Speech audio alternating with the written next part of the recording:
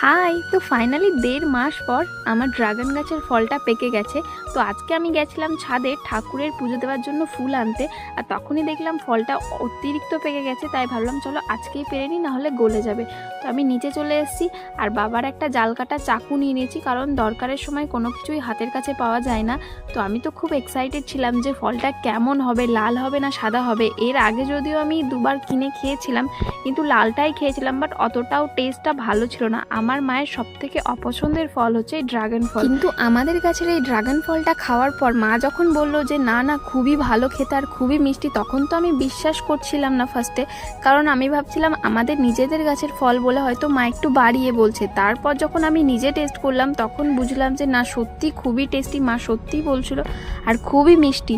মানে এতটা মিষ্টি আমি বলে বোঝাতে পারবো না, আমি না খেলে জানতেই পারতাম না আমাদের কাছে এই ফলটা যে ড্রাগন ফলও এতটা মিষ্টি হয়।